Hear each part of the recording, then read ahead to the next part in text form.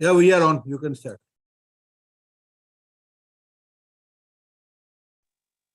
Good evening, all. Meeting call to order. I welcome today's chief guest, Rosemarie, who is a counseling psychologist in Jamaica. I also welcome co-host club, Rotary Club of Thane East, Rotary Club of Thane Titans, Sunrise, Ghodbunder Road, Rotary Club of Thane North End, Thane Central, Kalyan City, Ulhasnagar Sapna Garden, Amaara Thane, Khandagiri, Bhubhaneshwar Flamingo, and Rotary Club of Thane Titans. I welcome all the attendees, and above all, I also welcome CA Vijay Kevalramani for coordinating with co-hosts. I now call upon President Suvarna from RC Thane Passion for four-way test.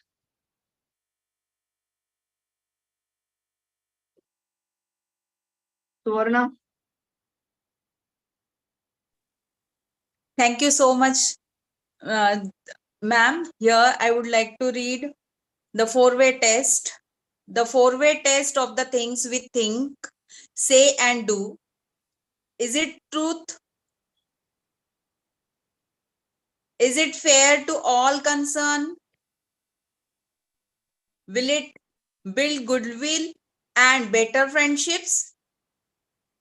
Will it be beneficial to all concerned?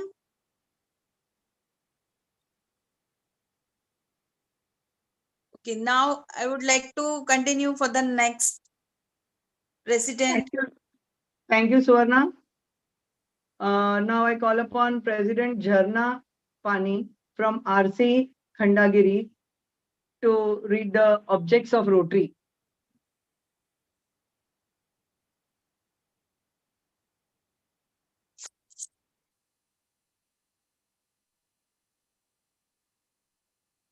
Jharna.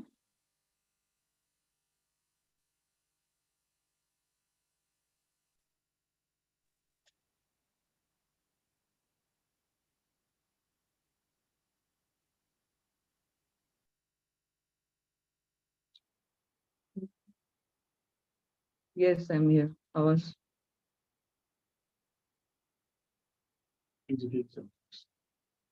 Jharna, please read the objects of Rotary.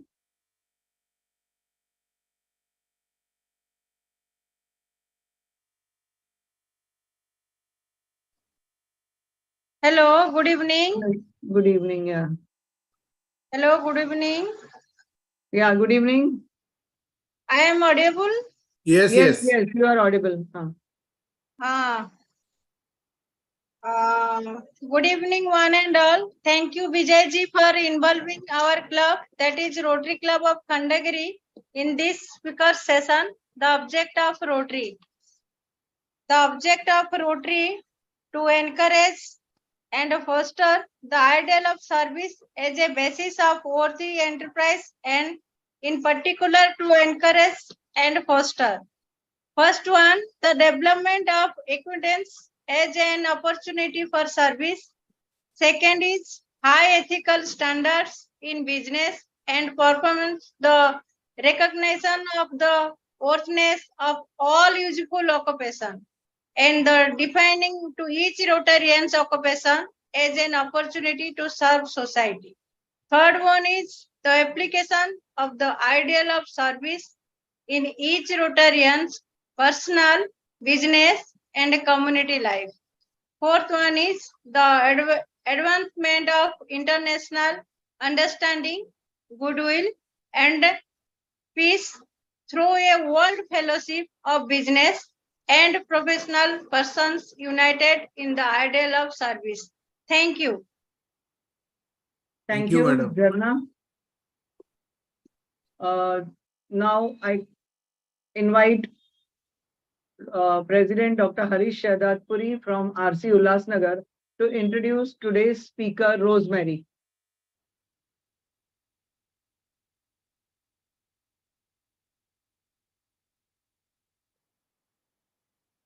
Harish ji, you can unmute and speak. Yes,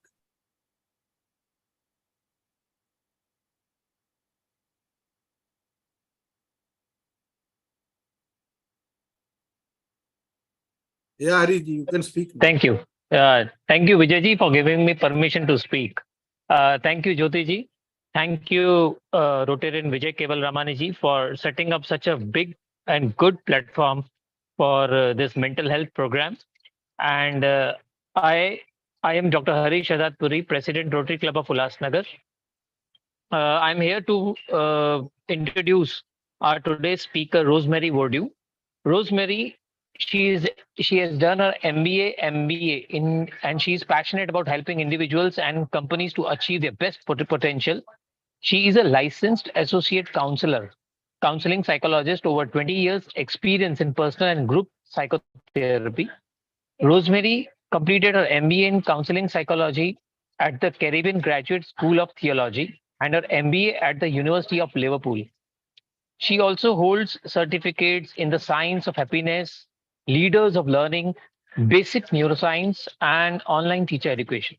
Rosemary is an award-winning communicator over 20 years, experience in mass communication in radio, print, and television, and conducts public speaking training for companies, groups, and individuals. She is a John Maxwell certified speaker, coach, and trainer, and a Mediation Training Institute certified workplace mediator. Rosemary has lectured in psychology at bachelor's and master's level in the University of West Indies and in public speaking and communication at the bachelor's level at the Jamaica Theology Seminary. Rosemary established the first corporate ombudsman office in Jamaica and provided internal consulting services for 7 years to the Scotia Bank Group. Before moving on to the head, the customer experience unit, Rosemary serves on the executive of the Jamaican Psychology Society and is an international affiliate of American Psychology Association.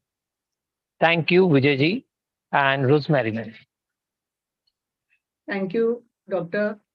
Harish Azad Puri. I now Thank would you, like Jyoti, to ma'am. now call upon today's chief guest and speaker, Madam Rosemary.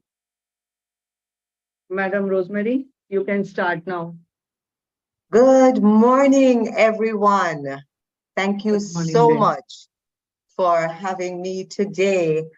I'm going to share my screen, but just before I do that, I want to say how actually quite anxious this invitation made me, because when I think about it, Jamaica has 2.7 million people. India has 1.4 billion people. And so I thought of this little tiny person from this little tiny island coming to speak to you, where there is so much knowledge, there is Bollywood, there is tech, there is so much there. So I'm really honored and humbled today to speak to you. I'm going to share my screen.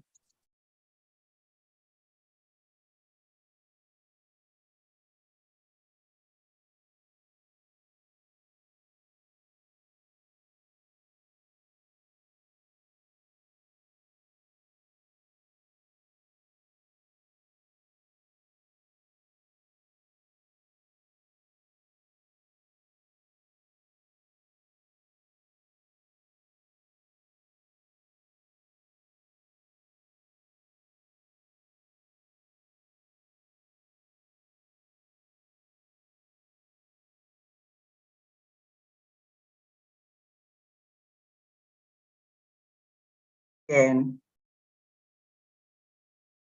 Okay, were you hearing me a while ago, everyone? Yes, we can hear you. We can watch your screen both. Okay, okay. So did you hear me acknowledge that how tiny we are compared to how large you are? Yes, please. Thank you. All right, so I wanted to start off by sharing a little bit about Jamaica. So that's what the island looks like. I'm not sure how many persons have actually visited us. I was born here on this little place called Port Antonio, which to me is the most beautiful little place in the world. And it's on the northeast coast of Jamaica, and it's where tourism started. As I said, we have about 2.7 million people. And this is about mental health, not Jamaica, but just to give you a little context of where I'm from, I'm not sure how much of you know, that's what our flag looks like. Our motto is out of many one people.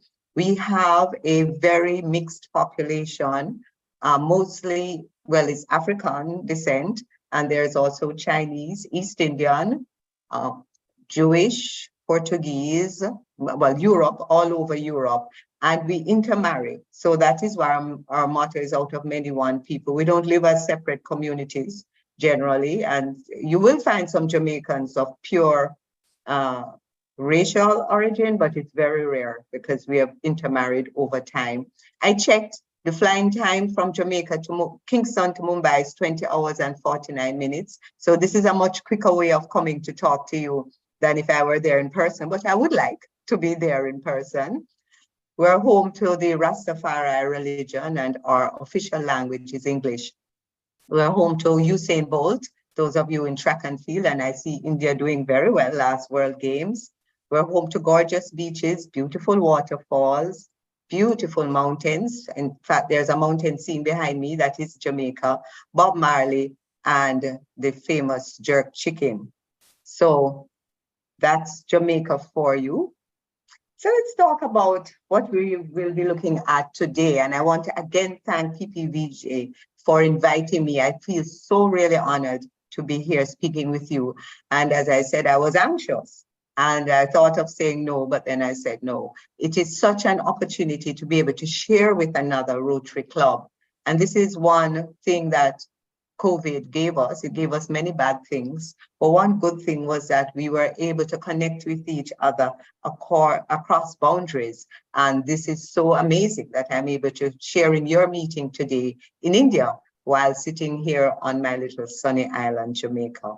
So we're going to look at some myths about mental health, what that definition is, what it really is, some signs that your mental health needs a checkup, tips to keep mentally healthy, and I'll be sharing 2 mental health tools.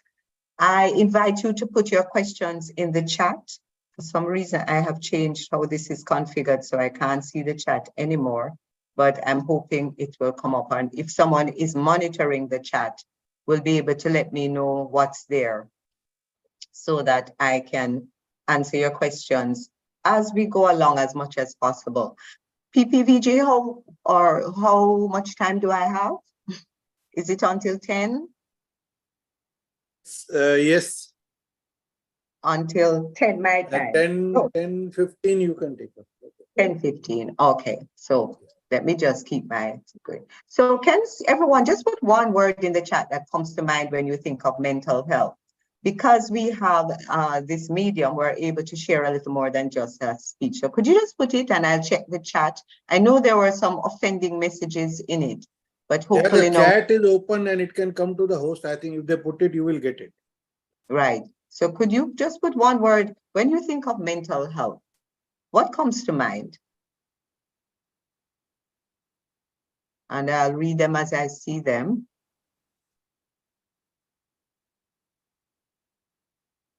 Anything yet? Depression, anxiety, stress. These are the replies that we have received. Oh, that's what, and for some reason I'm not seeing it. Oh, yes.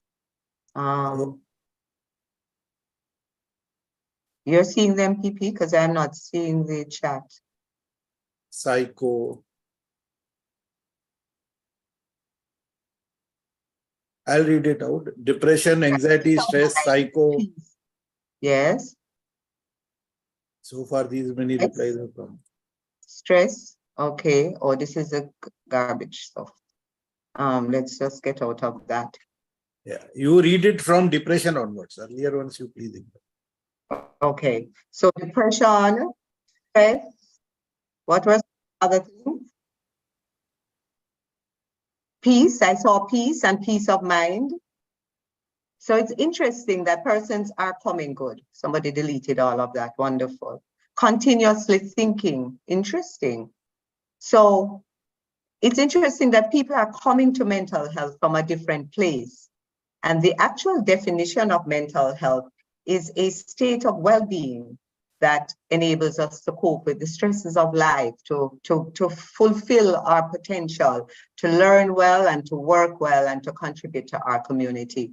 So I invite you to continue to share in the chat or to just open your mic if you want and ask a question or share as we talk about the various things. I'm going into now the myths. As of now, the mics are blocked. If you want me, I'll have to allow them. Okay, well, let's put it in the chat in the meanwhile. And if somebody really wants to share, well, maybe for the question and answer, we will open all the mics then. Yes. So there are some myths about mental health that I want to share. And one of them is that mental health and mental illness are not interchangeable. And so what I find very often is that when persons speak of mental health, they speak of mental illness, but it's something totally different. Because mental health, just like physical health, speaks to what state your body is in. And when we speak of good mental health, we speak of being in a state where you can manage, you are coping with your challenges, you are happy, you are at peace. And mental illness is when there is some dis-ease in terms of you are not at ease mentally. The other thing is that people think that because you don't have mental illness, you're mentally healthy. And the fact is that mental illness is actually quite rare. But all of us, because of childhood trauma, because of experience we've had, from time to time, don't feel well. In a similar way that you're pretty much healthy, but you may have the flu sometimes, maybe you're healthy overall, but you have diabetes. So you have something that makes you unwell that can be treated, and so that you are better, but you're not mentally ill. So mental illnesses are rare and uncommon, actually, but mental wellness can also be rare depending on what's happening in the society and the community. Another myth I'd like to address is that mental health problems are a sign of weakness or personal failures. And that's a big one. And that's why there is a stigma around mental health, around talking about mental health topics, and just around the whole idea of seeking help for mental issues. Because people feel that if they have a problem, if they're feeling overstressed, if they're feeling depressed, it's somehow because they're weak, and sometimes the society or the community has us do that. And I'm going to now ask, is this something that you have in India? Because I know there are cultural differences. And can someone feel free? Have you closed all the mics, BJ? Can we open the mics to see if you can share? Yeah, Tell me about in I will India. open it. How are mental health and how is mental health viewed? They can unmute and speak. Anybody?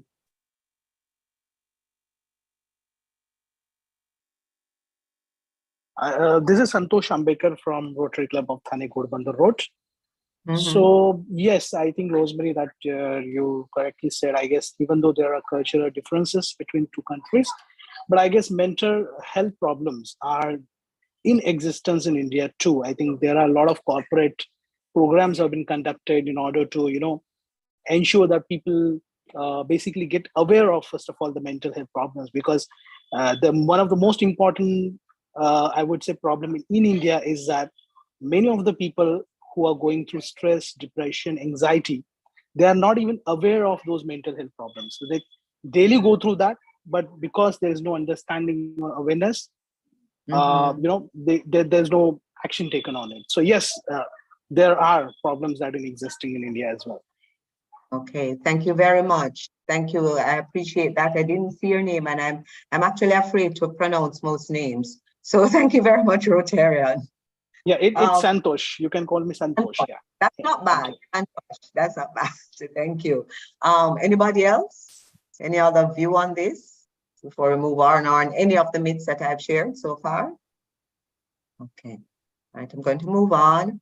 So one other myth is that only severe mental illnesses. Oh, Professor Suvarna raised his hand. Go ahead, please, Prof, before I move on with this one. Sorry, ma'am, but the most important thing nowadays, students are really facing these problems a lot. And after COVID, it has been increasing day by day. And they're having that problem means related to studies, and even they're having problem related to their means gadgets which they are using, and they Yes. have to keep themselves update for all these things along with their studies. So it's very difficult for them. Yes, Thank you. for children and young people. Yeah. Yes, yes. And what we found was that the social isolation, and we had it here in Jamaica, that occurred because we kept children out of school, caused loneliness, it caused depression, it caused them to feel actually more stressed. And what we're seeing is when persons are going back to school now, we're seeing interpersonal problems among children and performance issues. And many children found it difficult to learn that way. And that caused them also to develop, feelings of self-worth issues and depression as well. So that isolation, COVID really affected all of us, and it affected the children especially. Thank you. And Thank you. From Thane Passion. sorry? President Suvarna Rajput from Thane Passion. Thank you, President. So only severe mental illnesses require professional help? No, actually, in my practice, I have persons who come once they know that something is not well with how they're functioning. I have persons who don't feel that they're advancing as they should in life, persons with relationship issues. So it does not have to be an illness that takes you to hospital or require medication. Professional help is there to help you overcome issues that are coming up from childhood causing problems now, but also issues that have occurred in life, a situation that has occurred. And this other one, I'm so happy to say that this is a myth. It is not true that mental illnesses are permanent and cannot be treated. Pretty much all mental illnesses, including the most severe ones, do have treatments that can allow persons to live a better life than if they are untreated. And so there's no need to stigmatize mental illness. This is another one that you all have hinted at so far, those of you who have shared, that people think that talking about mental health can make things worse. And this is especially so in terms of persons with suicidal ideation. People think that if they suspect that a friend is thinking about suicide, that they shouldn't talk about it, but that's absolutely not true. We need to help persons to get out of their heads and to be able to put things out there. And this is the beginning of healing. And that's why talk therapy, which is what I do, is so important to be and enable persons to be able to put it out in the open so that we can look at what their issues are and help them address it. And I think this is my last one, that people with mental illnesses can just snap out of it, just snap out of it, man. Just be happy, just smile. Not true. The fact is that if you have something like depression or anxiety or even stress, you need some help and specific strategies to deal with it. So that's my final one on the myths. And if you have any questions or comments, raise a hand or put it in the chat, please. I have an unread in the chat, but I can't see what it is. So I'm going to just, if somebody can read that and let me know. So what are some signs that you need to pay attention to mental health? But just like with physical health, when we can look at symptoms, there are symptoms and signs that your mental health need attention. One of them is if you're just feeling sad all the time, or your mood goes from sadness to happiness. If you you're not as interested as you are in doing the things that you normally do, and these are just your regular daily activities, you have no drive. If you find that you're having problems concentrating or making decisions, changes in your sleep pattern, sleeping more, sleeping less, and especially when sleeping more, you don't feel rested. If you have changes in your appetite or your weight changes, feeling fatigued or lacking energy. So some of these, as you can see, there is a very strong link between our minds and our bodies and our emotions and our bodies. And that's because we're one organism.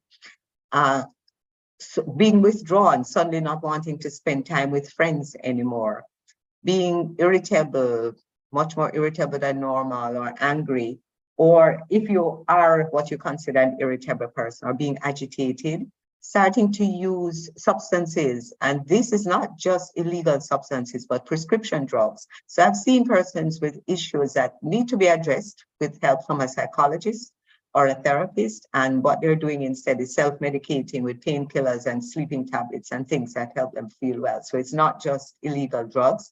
Thinking of harming yourself or actually doing it. So people see people who cut themselves, for example, and that's because the physical pain helps to mask the mental pain. There's one query, Rosemary. It's Yes. Unfortunately come to me directly. How do we convince somebody to consider therapy when they are reluctant towards it? Yes, that's a very, very good question. And it depends on why they are reluctant towards it. So you have to be able to listen and talk to your friend or your family member and say what it is that makes you not want to go to therapy. For many of them, it is a perception that persons who go to therapy are, in Jamaica, I don't know if you use the term, in India, mad. And mad has a stigma to it. Mad means that you have no, is what we call psychosis. You have no touch with reality. So people feel that anybody who seeks help for an issue, an emotional issue or a mental health issue is mad, is weak, is, they can't control themselves. So the first thing to do is to ask the person, what is the issue? In Jamaica, I don't know if it's in India, men are especially reluctant to seek help. Although this is changing with the Gen Z, the youngest generation. My practice is mainly persons 40 and under, a few over 40. And I do have some men who come in because they say, I'm not coping at work, I'm not coping emotionally, or they broke up, their heart is broken. So the thing to do is to find out why the persons feel like that. And then you can address them to say, well, it doesn't mean that you are weak. It doesn't mean that, you're going to be forever sick. It is a way to help you to have somebody who is objective and non-judgmental to listen to you and help you with their issue. But listen is the first thing. I find we don't listen to persons. We just say, no, man, you must go. I hope you understood that. I know my accent is different. You should go. No, just telling them to go doesn't help. Listening and understanding why, and then explaining reason by reason will help. And sometimes also, if you can talk to a therapist and help them understand what therapy is, because some persons think the therapist is going to judge them or tell them what to do, which is not what we do. Does that answer the question? Don't know where it came from. Thanks for sharing that, PTVJ. And Okay. then there's another query which I think you can also see it by Dr. Harish. Dr. Harish, there's a question or a comment? Madam, can I ask a question direct, Vijay bhai? Yeah, please. Acha, I just wanted to add, I cannot see this. Anything we can add, like increased interest of doing activities, like any activities, like for say example, any person's natural state is of increased energy levels.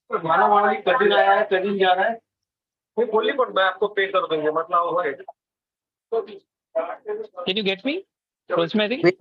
We have There's some background wise, I think it's at your end, Dr. Harish.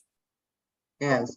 So, Dr. Harish, are you saying that there's also increased interest in things? Yeah. Increased level of activity. I'm just telling that. Yes, as a sign of that the mental health needs attention.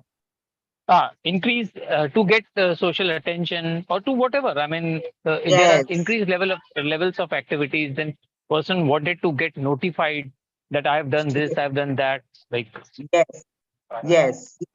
A certain level of showmanship almost because they need assurance. Yes.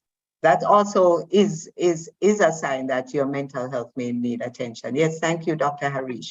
And it's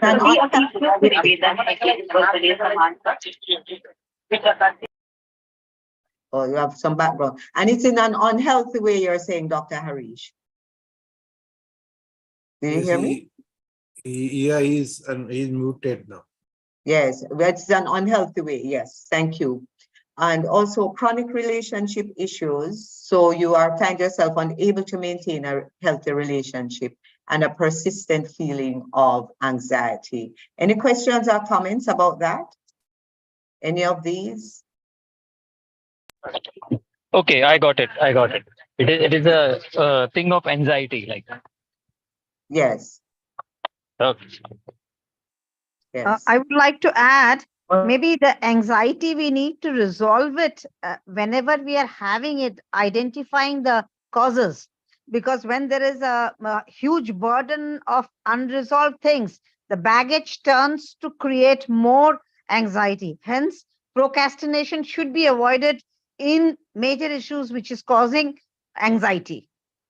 Absolutely, and it's important. And one of the things we do as therapists is to teach our clients how to manage anxiety and how to recognize anxiety. One of the tools, probably won't have time for it today, is to use them to scale the anxiety, because sometimes the anxiety about a particular issue is not in proportion to the threat, but it's because we're already anxious about something or we have developed a pattern of anxiety. So I say to clients, take a stop, step back, feel what you're feeling, but ask yourself, how really threatening is this now on a scale of 0 to 10? And sometimes they're having a 10 feeling of anxiety about something that's really a 1.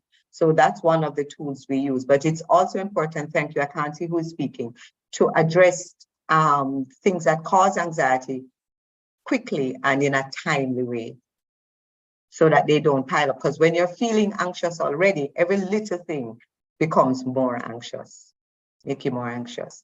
All right, so some tips, and we won't be doing all of these, but some tips to keep mentally healthy is getting professional help. Things like self-care, make sure you're exercising, and that's one where many people fall down, and that doesn't mean the gym, but it means keeping active, sleeping, eating, managing thoughts, and I would have to come back and do a whole session on this one, challenging assumptions and perceptions, regulating emotions, also another whole series, nurturing the social support system.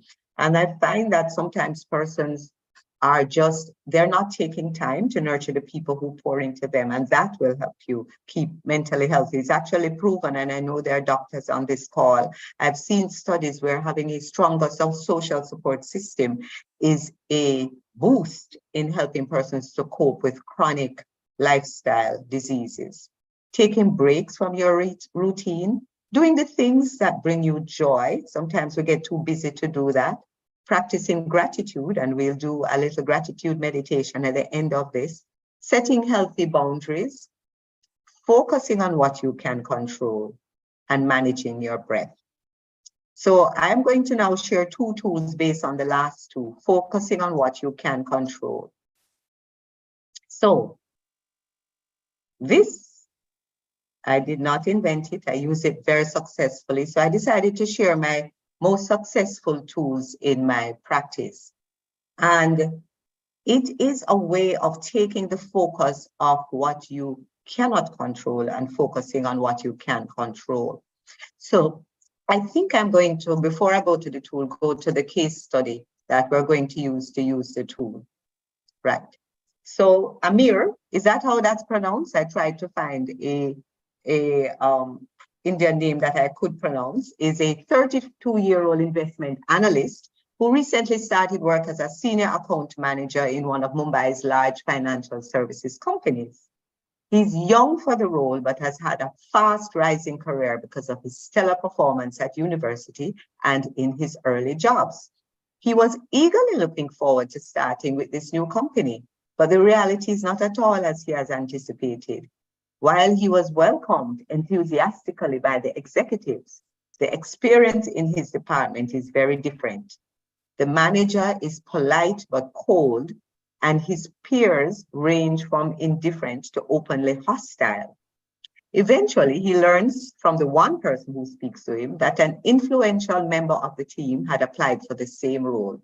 That member was angry when he did not get it, and he had rallied his clique around him. The team members outside the clique did not support his actions, but they kept quiet because they did not want to get involved. Amir is having problems sleeping, has lost his appetite, has no desire to go to work, and is making mistakes he would not normally make. So you can see it. Any thoughts or comments here? What should Amir do? What do you think is happening with Amir here in this situation? Anyone?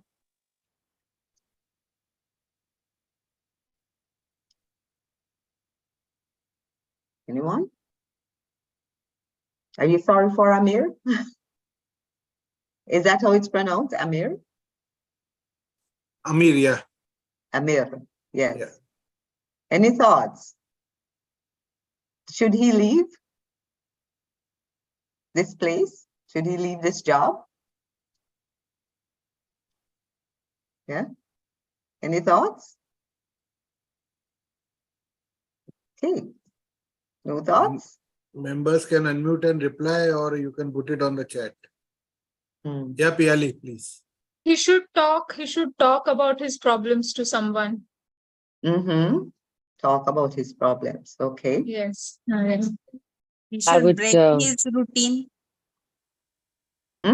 What's that? He should break his routine. Break his routine. Meaning? Routine work. He should break his routine work and He just find should- out. maybe, hello, maybe Suvarna is trying to say that he should have more breaks, connect with people. And in this way, whatever problems or issues he has, he should find someone with whom he could discuss the matter with. He Okay. can communicate in informal meetings. Yes, communicate in informal meetings. Okay, so all of those are good methods, and I'm going to show you how, as a therapist, I would also use those methods, but I'd also use to help Amir to manage what's going on. So let's look at this situation. What are the things in this situation that, well, first let's look at the outcome. What does Amir want to happen on this new job, you think? He wants to be successful, right? True? Yes. So what are the things he cannot control? He cannot control the fact that somebody wanted that job. That's correct. He cannot control the fact that people think he should not have gotten that job. He cannot control the fact that even his supervisor is cool to him. So the supervisor may have not thought he should get it, should have thought the other person. And he cannot control the relationships that already exist. What can he control? And he also can't control the anxiety that these things, the thoughts that come to him. So it's important to know that our thoughts are visitors. They come to us, and we can't control the fact that they come. We can control what we do with it. So if Amir came to me, I would say to him, what can you not control in this situation? And what is the outcome you want? You want to be successful. You want to do well. What can you control? And if you can put it in the chat, that way, but I'll go ahead with it in the interest of time. Amir can control how he shows up. He can control whether or not, because in some situations, persons in these situations, they start not doing well. They're, you know, the anxiety overwhelms him and he may become late. There are different things that people do when they get anxious on the job, but you can control what you do, how you show up. So I would say to Amir, well, show up.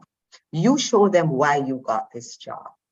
He can also control how he communicates. So he could try speaking to his boss, but in this case, because it's not professional, some people don't feel comfortable talking about the fact that persons make them feel personally unwelcome because it's not like they're not doing their jobs. So he may not feel comfortable do this, but he can continue to be polite to persons. He can continue to be open to persons in terms of what they need to do in the jobs. He can continue to be helpful. He can show up as his best self. He can also control his own sense of self. So talking to his support group, as some of you have said, about what's happening at the workplace and getting some support. He can control going to a therapist who can help him. And if he had come to me, this is how I'm helping him to do this. So he can control what he does. And then this here, the acts of influence, are the things that he would do. So I would talk to Amir about how do you show up to work? Make sure you do your job well. Make sure you speak up in meetings. Make sure you show why you got this job. Make sure you're polite to persons, that you don't give them back the same bad attitude that they give you. Very difficult, but that is a very winning strategy. And then I say, control where you focus your brain. So when persons are stressed or sad or depressed, of course, depression has, physiological root causes as well. But when persons are sad or feel down, very often they're focused on the things they cannot control, like other people's attitudes, other people's actions, other people's opinions, the things that they cannot control and the outcome, as opposed to focusing on the things they can control. And then what we say is you do acts of influence to influence your outcome. And sometimes they influence the things you can't control. So when Amir, and I have had someone like Amir, I made this up and changed the context to India, but I have had this situation in my practice. When he did that, when he would do that, what happened was eventually the persons who were just following this gentleman got tired of being horrible to Amir. They saw he was really a good person. They saw that he deserved the position, and eventually he was accepted. He could have done something different. He could have resigned because it felt uncomfortable. He could have been angry, and in being angry, anger created a worse situation. But instead, focus on what he can control and remaining true to himself and acting in a way that was true to his integrity and his skills and experience, and continuing to be nice to persons even when they were not nice to him, change the situation. So that is what we call circles of control. And we can use this for families, in our relationships, at work.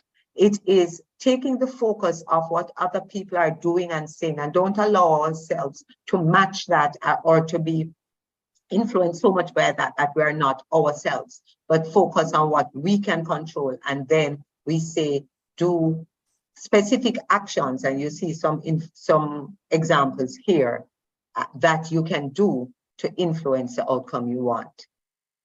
So any questions or thoughts about that tool? I see, let me see what I can see. A very common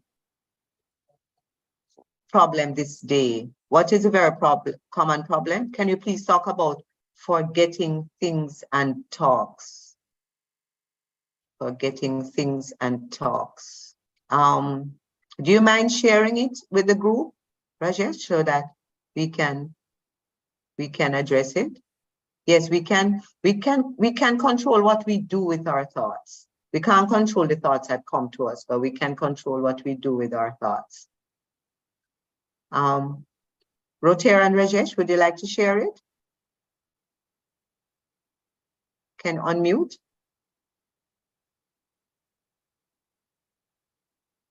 No? Yes, so that I can understand what you mean by forgetting. Yes. I would like to add something, madam. Mm-hmm. Thing is that the kind of situation which has evolved, as you are putting for Amir, the group dynamics is very much disturbed due to the behavior of so many people being indifferent, etc. So as a new entrant into an organization, I personally feel that the emotional balance of people who behave in a hostile manner, not cooperating, creating issues, or having bad perceptions, or even restricting the person from functioning in the way he should, actually leads to a detrimental effect. Putting it in perspective, India just landed the Chandrayaan on the moon. Now, the group dynamics is such that no single person may have done the entire work, but it is collectively holding each other's hands, and through intelligence as well as cooperation have executed the work. Now, when we have new entrants, it is all the more important that emotionally we need to support, we need to interact and facilitate the matter for the sake of the organization. Hence, emotional intelligence, I would suggest, is one of the ways in which other employees also should be tested during the year or in a couple of years, one saw that the performance of each individual is high, leading to academic excellence in the time to come. Absolutely. And first, let me congratulate India on that move into space. Congratulations on that. And I absolutely agree with you. And in this case, you notice the supervisor himself was failing because he was not helping the situation. So this would have been a difficult thing, that somebody to do what I would have suggested Amir do, to use this circus, is difficult. And I've actually had clients that I've helped with this. And actually influenced the corporate situation in his own area by his actions. But it was not easy to do, and it really needed the help of someone to do it. Yes, someone raise their hand. Go ahead, please. Yeah, Purvik, you can speak. Yeah, hello, ma'am. Yes. Actually, this is very rightly you have said that the things which I can control, but because of this, all the things I can make the things which I cannot control, I can take them in my control again. Because Yes. you can see that when I'm changing my behavior, others will also change their behavior towards me. Yes, yes. And yes, thank you so much, Rotary Perfect. Is that how it's pronounced? Yeah, Yes. right, ma'am. Perfect. Yes, yes. It's good to so hear my name from your voice. Thank you. Yeah. And so it is so true, but so often we get defeated because we say we're so focused on those things, and those things are so bad, instead of remembering what we can do in our own situation. Thank you so much for sharing that. And we end up influencing. So we call it influencing the things we cannot control, because we can't control what other people do, but we can influence by what we do. Yes, Rotarian Shilpi, you can. Is that correct?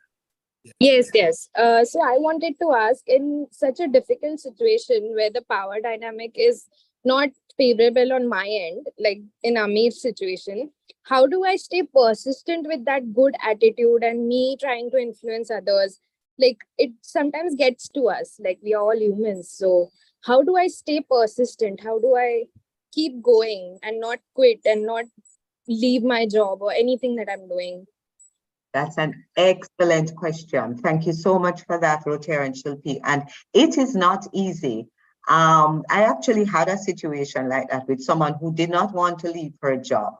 But when she came into me, she wanted to leave the job. And when I pointed out those, we didn't focus on trying to change the people. We just focused on her doing what she can do to show up as her best self. I also said to her, make sure your support system, I'm part of it. So she kept in touch. We did it over weeks. And at the end, in her case, it was a boss who was horrible. It wasn't an entire system. It was a new boss. At the end, that boss loved her, respected her, but she came in tears in several of those situations because it was difficult, because the boss had been known to have a bad attitude and people would just leave. And I said to her, let's do it differently. It turned out that she earned the boss's respect, but our aim, you're not going to be focused on the other people, Rotarian Shilpi. That's how you don't leave. You focus on you, focus on what you can do, focus on showing up to be your best self. We tuned into self-care. So during the time, she made sure that she had good self-care. She had the support of her family and friends because she needed that outside. So you have to have balance in your outside life, and you have to keep focused on, why do I want to stay in this job? Not letting the person or system cause you to leave. Sometimes something is so toxic and it cannot be influenced, but that is an extreme. Very often we can manage to survive. And as is Rotarian Perfect, I'm not sure if you are a pre-C or Rotarian, said before that we can actually influence others, but the focus is not on the others, it's on ourselves, Shilpi, and that's how you do it. For example, I had a client who has failed 3 exams recently, and she was just so afraid to take the exam again. And I said, okay, don't focus on whether or not you're going to get questions that can come, and even whether or not you're going to pass. Just focus on doing questions well. Focus on your preparation. Focus on how you're going to do your questions, focus on making sure you're rested the night before. And, you know, the fourth time, using those practices, she was successful. So it's shifting the focus from what you cannot control to what you can control and getting support. Very important, Rotarian children. I think Thank I'm you so running much. out of time. Thank you. Thank you so much, ma'am. Well said. Did that help? Yes, ma'am. Well said. It will help me in the future. Thank you. Thank you so much. I just want to add something. May I? Sure. Yes, ma'am. At first, welcome virtually, Rithia. Okay. Hi, Hi. psychologist, colleague. Yes. I just want to add, just like mental health awareness is very important in India and everywhere because we are huge. And I just want to say that we can add CBT program in every organization for fresher, for everyone, because we know cognitive development is very important in every field. And that's it. Yes, thank you very much. Nice to meet you, Rotary Mohini and colleague. Nice to Same meet to you, ma'am. Same to you. Thank you. And, All right. and one more thing, ma'am, our Bhagavad Gita is enough for CVT. It's a Vedic psychology. You can read. Positive. Yes. Yes. Yes. Yes. Thank you. Thank you, ma'am. Okay, thank you. PPVJ, I wanted to just share how the meditation to end. Is that okay? Because we've been taking questions as we go on. You are muted, PPVJ. Yes, you can continue, please. Okay, all right. So that was one tool. I also had wanted, well, there are so many tools to share. You have to invite me back. But I hope that was useful for you to just understand. And the important thing is 80 to 85% of things that happen in life happen out of our control. Our focus needs to be on what we can control. And very often in doing that, we are able to be successful in navigating the outcome that we want. And that's the summary of I'd like to take from that tool. I will send the tool to PPVJ for distribution as well. So I want to share on something else that has proved very useful for clients, and that is the whole concept of mindfulness. Of course, mindfulness is a lifestyle and it's huge. So I was just wanting to take a moment to be quiet. And I recognize here that I am speaking, I'm carrying coals to Newcastle and ice to Eskimos because we got this from the East. This is something that more and more Western psychology is incorporating and understanding the link between the body and the mind and understanding the power of the breath and being quiet. So I said, should I even share this in India? Like, I want to go to India to learn this better from yoga masters, but I'm hoping you will find this useful today. And so what I want to do, I'm going to take you and invite you to come with me on a scan of your environment and of your body and a quiet gratitude meditation, because one of the most useful things I found with clients is just in this very busy world where we get so caught up in everything, regular practice of being quiet and meditating does help. So it's not a full meditation at all I'm attempting to do, because you are the meditation masters of the world, but it is how we have used it in practice. So I invite you to do this now. So I'm going to close my eyes while I do it, and I invite you to do that. Sit comfortably wherever you are. Normally I use music. Yes, Rosemary, there is one question before you. Is forgetting a mental illness? Is forgetting a mental illness? Yes, I saw that. Oh, all right. So there are mental illnesses for which forgetting is a feature, like dementia. And there are different forms of dementia. There's Alzheimer's, there's circulatory related dementia. And in that case, as we all see, persons lose their short-term memory capacity and they retain the long-term. So my mom died of dementia, and so she could remember things of the past, but at some stages, but she could not remember that she had said something to you. It's also a feature in ADHD, which is attention deficit and hyperactivity disorder, where persons tend not to be able to retain a number of things. There are problems with executive function and they can't retain everything. And so they will start something and then do something else and do something else. It also, though, comes up when persons are suffering from anxiety or depression. So forgetting in and of itself is not a mental illness, but it is a sign and symptom and feature in many mental disorders, which are not necessarily even illnesses. Sometimes it's stress as well, huge problem. Stress can also cause that.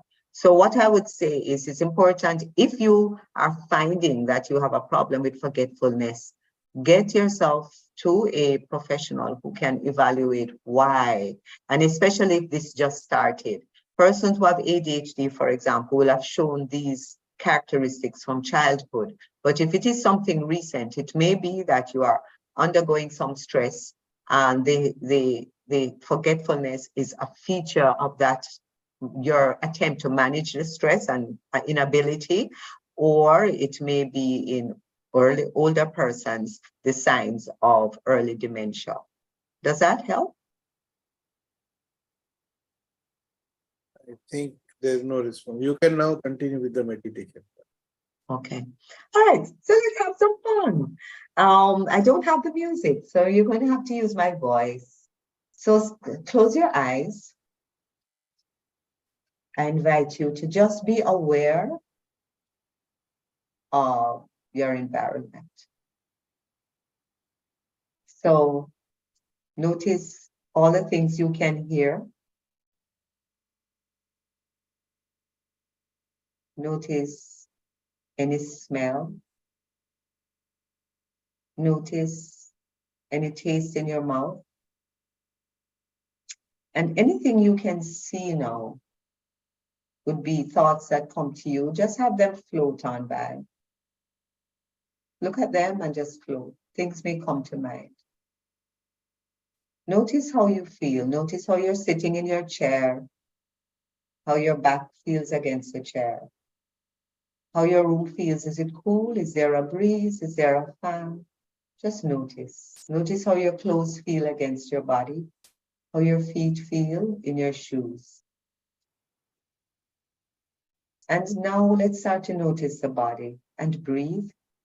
Notice how your chest rises and falls with every breath. And then we're going to just do a quick scan of your body. So imagine that your brain is a light that's sending a scan. Notice your feet. And you may notice some pain or discomfort or stiffness as you notice your body. Notice your legs, your lower legs, your upper legs, your thighs. Just notice. Notice your knees. You may have a little pain. And breathe. Notice your chest and your back and your arms, and breathe. Notice your shoulders and your neck and your head.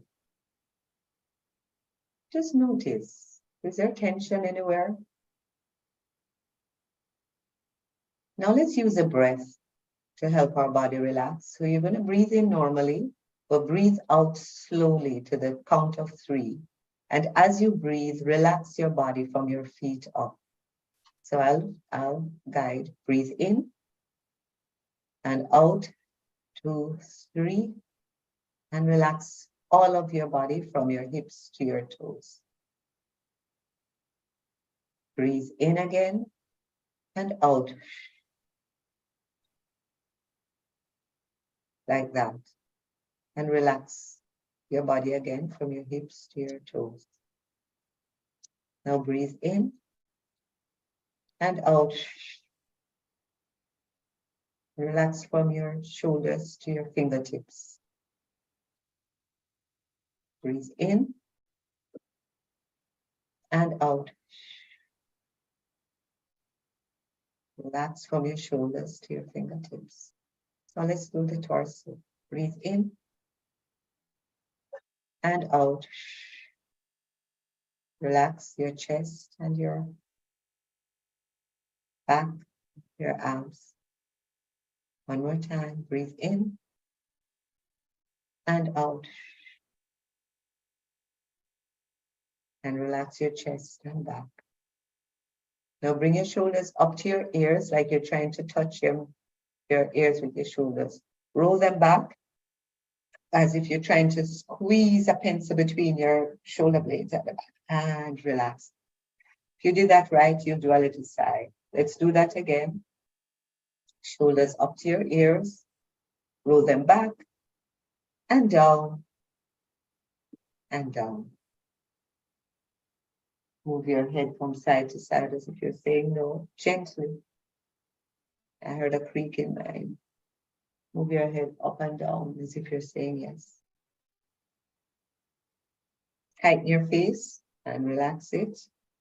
One more time, make an ugly face. Knit your brow, bite your lips, and relax it.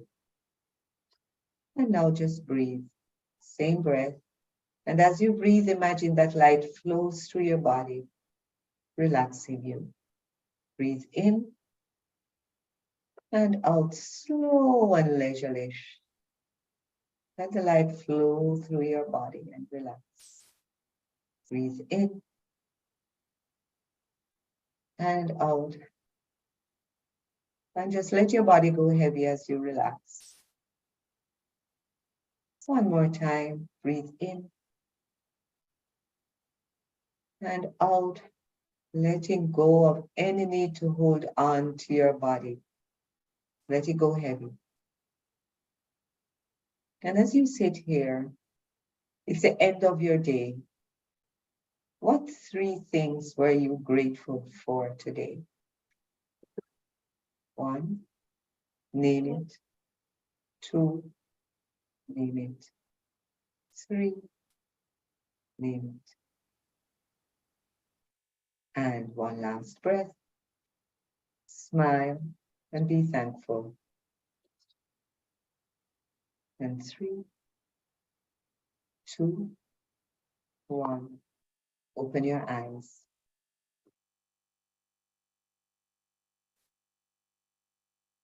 Thank you. Any questions, any comments?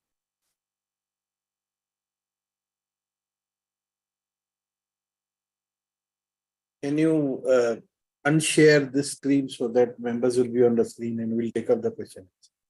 Yes. Jyoti ji, please continue. Okay. Well, I'm finished. I'm hoping, did anybody manage to relax during that? Is this something that you do? As I said, I know I'm talking to the converted here when I talk about mind-body connection. And we found that this is very useful. The gratitude practice is very useful in treating depression and also anxiety. And it's just a good thing to do. And taking time to relax every day really releases the stress and tensions of the day. I could see Piali and Swarna and Dominica meditating along with you very sincerely. Yes. Yes, Professor Suvarna, gratitude works. It's so powerful.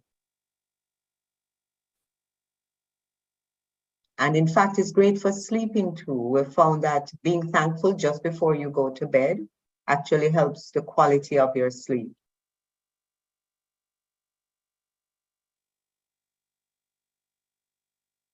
Any comments, questions, PPVJ? Yeah. Anybody Vijay, you has can a take up the question and answer session. Thank you. Anybody has a question, please raise your hand. I will unmute you. Yeah, Shilpi, please.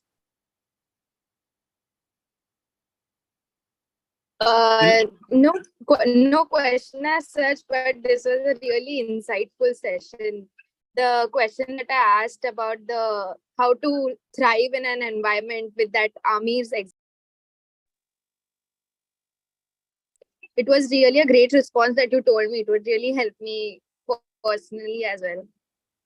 Thank you. And this practice also helps because when you're in that kind of tension, just releasing the stress every day. And I actually have clients do this throughout the day. I just take some time to just breathe. A minute, it doesn't take long, but it makes such a huge difference when you're under stress. And it's not necessarily even relationship stress, but you have a day at work where you have a lot of deadlines and so on. It does help you feel you don't have the time. Every hour, just take 30 seconds to just sit quietly and breathe. But you have to practice it to be able to do it like that. Yes. Thank you. Thank you. Yes. Anybody? Mohini.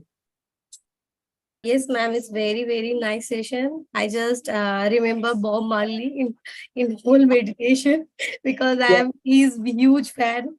And that's it. Thank you so much for everything. I learned a lot today. Thank you so much. Thank you. Yes. Anybody else? Thank you. And of course, and I love India. See, I'm wearing my Indian earrings and Indian clothes. So I am mixed heritage, but not Indian. But I love India. So I like wearing the clothes, the jewelry, and of course, India is so rich in everything. You are welcome to be our guest next time whenever you are in India. Sure. Thank you. Thank you. Thank you so much. Great Really session. great Thank you so much. Any questions, please? Any questions? If anybody has a question. Thank you, PP Vijay, for organizing this wonderful session. Nagjyoti ji, it is still on, please. Yes. Thank you. Madam Rosemary, it was really a very good insight that you gave us. We are all very much thankful to you. Now, for secretarial announcements, if secretaries I think first let us go through the certification and the vote of thanks. Okay. Okay, as a token of appreciation, I would request Smita ji to read it out. Okay. Madam, we have an online certificate for you. Thank you. Thanks. Smita ji, you can read this out, please. Wow. Jyoti ji, you can read it. Smita ji, I don't think she's responding. Okay. A certificate of appreciation. This certificate is presented to Rosemarie Voordouw for enlightening us on the topic positive mental health on Friday, September 22nd, 2023.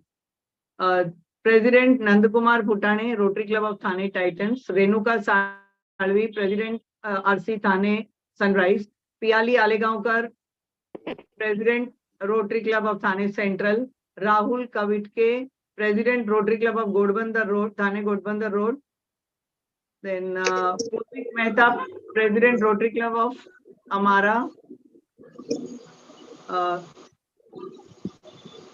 Suvarna, President Rotary Club of Thane Passion. Then here we have Ramchandra Mandhane, Rotary Club of Kalyan, President Rotary Club of Kalyan City. Dilip Madiwale, President Rotary Club of Thane North End. Just a minute. Then Harish Shehdatpuri, President Rotary Club of Ulhasnagar. Harish Dhawani. No, it's not here. Just a moment. Harish Dhawani. No, I can't. Just a moment. Rotary Club Ulhasnagar, Sapna Garden, Vijay Dash, Rotary Club Bhubhaneshwar Flamingo, Jyoti Jadwani, Rotary Club of Thane East, and Jharna Pani, Rotary Club of Khandagiri. Rosemary, I will be sending this across to you for your records. Thank you. Thank you. Thank you very much. Thank you all for having me. President Jyoti, is that how it's pronounced? Thank you all. Yes. I appreciate it. It was lovely being with you. Great that we can share like this from a distance. Thank you. Thank you, madam. Then we have secretarial announcements. Any secretaries, please put your hand. Raise your hand. You have secretarial announcements. I don't think anybody has. I think now we can go to Piali for the vote of I thanks. want to say that Yeah, please. we are celebrating Ganesh festival, Lord Ganesh festival in India right now. So this week, that's all I can say that.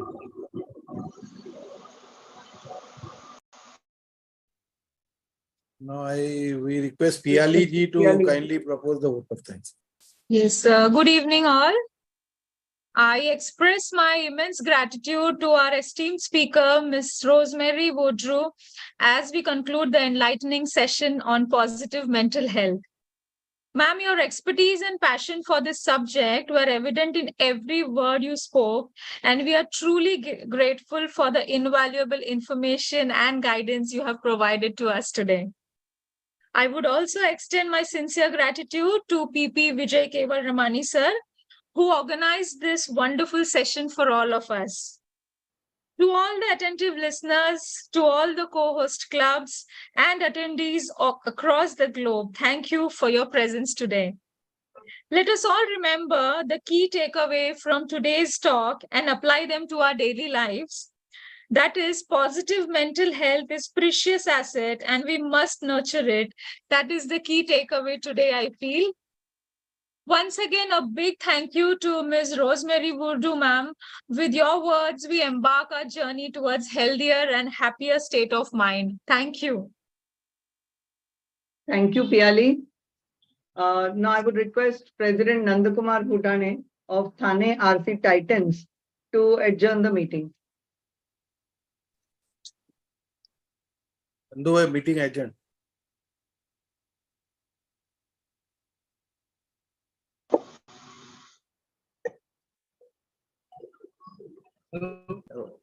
Yeah.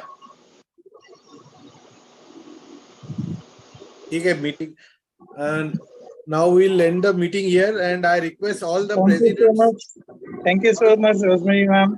I'll request all the presidents.